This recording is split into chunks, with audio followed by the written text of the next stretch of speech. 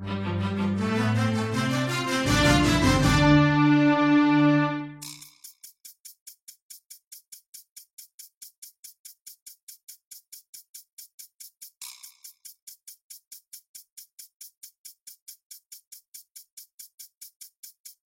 de merde.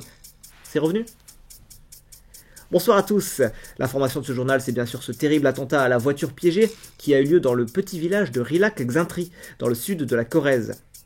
Corrèze du Sud. Ça va. Le nombre de victimes s'élève à... ne s'élève pas. En effet, la voiture a explosé au milieu d'un pré inoccupé. Les autorités locales soupçonnent Al-Qaïda, car les autorités locales sont à la masse. Sans transition... Enfin, je dis ça, mais le fait de dire sans transition est une forme de transition. Ah mais voilà, je le dis. Sans transition, donc... Non mais je peux pas dire ça du coup, c'est débile. Transition. Le Babybel est-il un vrai fromage? Certains s'accordent à dire que non, les autres ne s'accordent pas à dire quoi que ce soit car ils s'en battent l'ensemble de toutes leurs couilles. Comme ce sujet n'intéresse personne, nous avons décidé d'en traiter un autre.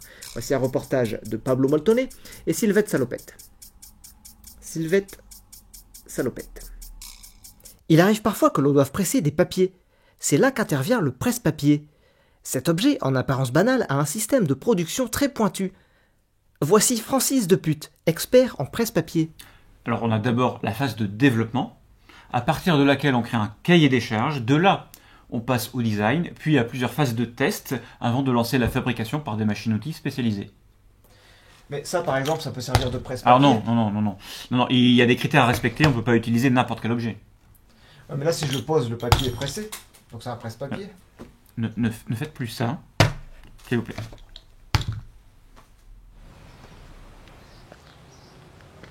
Transition high-tech. Voici notre invité Ranceslas Roguelike. Ranceslas, vous allez nous parler de Hervé. C'est qui Hervé? Non mais les lettres Hervé, pour réalité virtuelle. C'est débile. Ah oui, non d'accord. C'est parce que nous on a plus l'habitude de dire VR, pour Virtual Reality.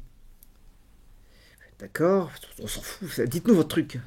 Bah, du coup, pour faire de la VR, on a besoin de reproduire les mouvements d'acteurs à l'aide de capteurs comme ceci. Donc ça se met autour du membre que l'on veut reproduire en 3D, et après la personne qui porte le casque a l'impression de voir la réalité. D'accord. Mais c'est vachement petit pour le poignet, non? Enfin, la main ne passe pas. Ah non, mais c'est pour la bite. Parce que moi, en fait, je produis de la VR, mais uniquement dans le porno. Vous avez pas prévenu? Non, on m'avait pas prévenu, non. Transition météo. Bonsoir à tous. Au vu de l'image satellite la plus récente que nous ayons, nous pouvons nous attendre demain matin à un brouillard très très épais. Vous êtes sûr que c'est pas encore votre carte qui est buggée, là? Non, non, tout est... Ah. Alors, nous avons reçu une image encore plus récente. Là, je vous conseille de ne pas sortir de chez vous. Transition fin.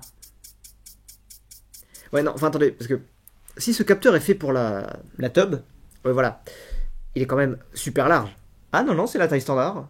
Enfin, pour la plupart des gens, après. Ah oui, oui, si, non, non, bien sûr, oui, maintenant que vous le dites, effectivement, oui, non, j'ai le même en XS. Non, ça va, pas besoin, ça va, y a pas la peine j'ai pas l'intention de toute façon, voilà. Allez, transition, fin. Bonne soirée.